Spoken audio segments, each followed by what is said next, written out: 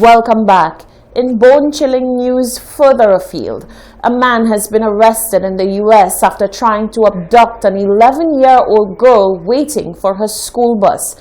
The entire incident was captured on video. You have to see this next story. A Florida man was caught on video trying to kidnap an 11-year-old girl at knife point in broad daylight. The girl was waiting at her school bus stop Tuesday morning in Pensacola when, as you can see, the man jumped out of this white van and he ran towards the girl. He grabbed the girl. He tried to drag her back to his van, but the girl fought back. She was kicking and punching, and then the man tripped and fell. She ran off and he drove away. After a search involving at least 50 deputies and law enforcement personnel, the suspect was arrested and charged with attempted kidnapping and aggravated assault and battery. Police say he has a history of child sexual offenses.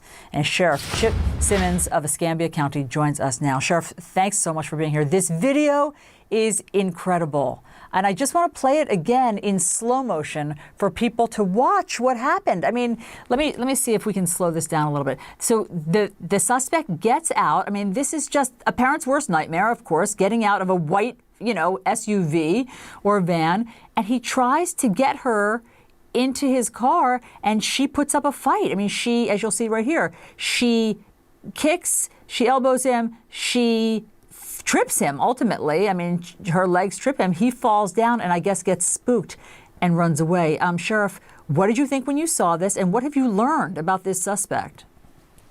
Well, I think when you look at the video, we were looking at it together because you never know exactly what details a suspect is missing or a witness is missing.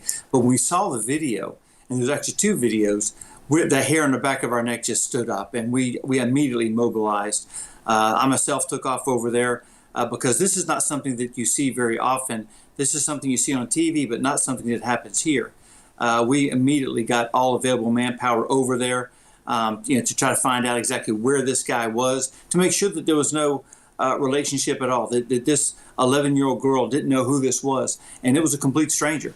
Although a couple weeks prior, he had approached her and according to her, spoke a different language to her, made her feel uncomfortable. And so for 2 weeks, her mother was actually walking her to the bus stop until this very morning, yesterday morning. Unfortunately, that was the morning that, as you can see in the video, the white van drives around, waits for an opportunity, jumps out. But man, she's a hero. She saw him coming. She started the fight. He picked her up, grabbed her. She continues to fight.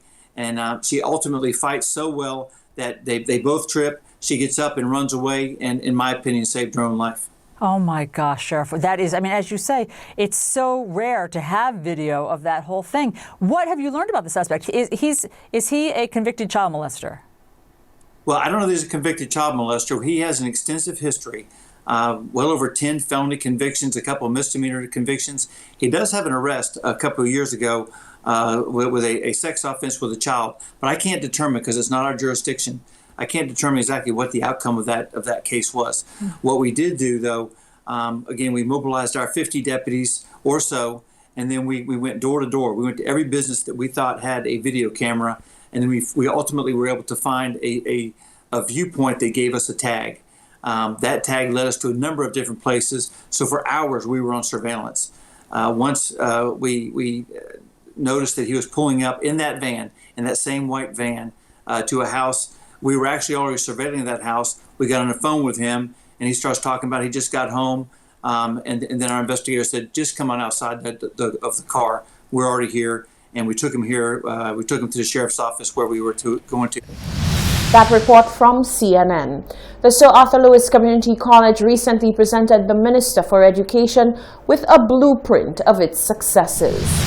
The Minister for Education, Innovation, Gender Relations and Sustainable Development, Honorable Dr. Gail Rigobert, recently visited the Sir Arthur Lewis Community College.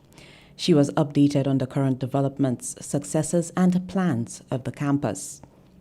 The Minister visited the Derek Walcott Library, a new installment at the college, and the school's e-learning academy. Dr. Keith Nurse is the principal of the Sir Arthur Lewis Community College. We also were able to share with the Minister upcoming developments to establish an innovation hub here at the college, which would house 4 sub-labs.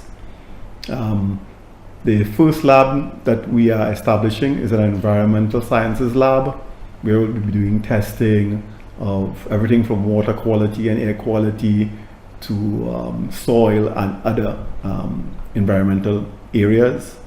The second lab is a food sciences lab or food tech lab, which will allow for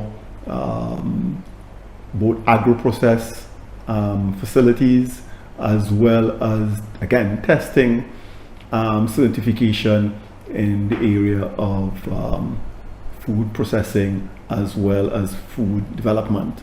The other upcoming projects shared with the minister include a media technology laboratory focused on application development and robotics.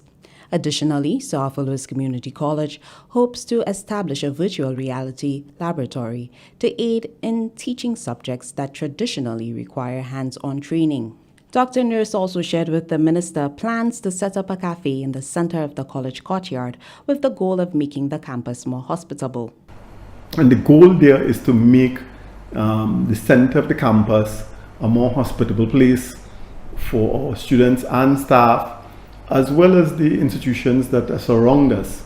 We're talking about CAFA, which is Caribbean Regional Public Health Agency, which is situated on our campus.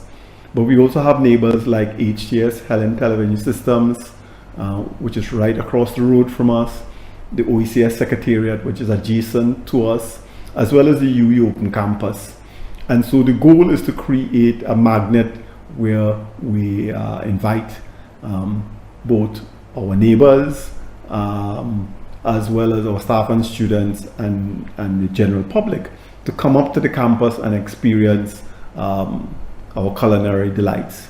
The principal explained another goal of the project is to host a farmers market on weekends. This will allow the college to sell the produce from its farm. Concessionaires ranging from crafters to food producers and agro-processors will be invited to sell local products. Honorable Dr. Rigobert applauded the college on the revamping of its associate degree programs, the advancements made in digital education, and the modular approach currently used in 60% of the college's classes, and the introduction of 4 new bachelor degree programs. From the Government Information Service, Homer DeMark reporting. Thank you, Homer. U.S. pop star Demi Lovato, the voice behind the mega hit song Skyscraper and other hits like Heart Attack and Stone Cold, has come out as non-binary. Non-binary people don't identify as male or female and tend not to conform to gender norms of either. Demi Lovato is changing pronouns from she or her to they and them, the singer told her fans via Instagram. This is 4D with Demi Lovato.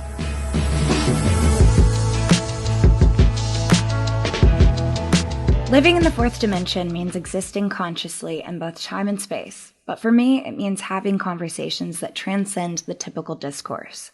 I want to take this moment to share something very personal with you. Over the past year and a half, I've been doing some healing and self-reflective work, and through this work, I've had the revelation that I identify as non-binary. With that said, I'll officially be changing my pronouns to they, them. I feel that this best represents the fluidity I feel in my gender expression and allows me to feel most authentic and true to the person I both know I am and still am discovering. In this first episode, I'm excited to share with you what this means to me and what it may look like for other people. I want to make it clear that I'm still learning and coming into myself, and I don't claim to be an expert or a spokesperson.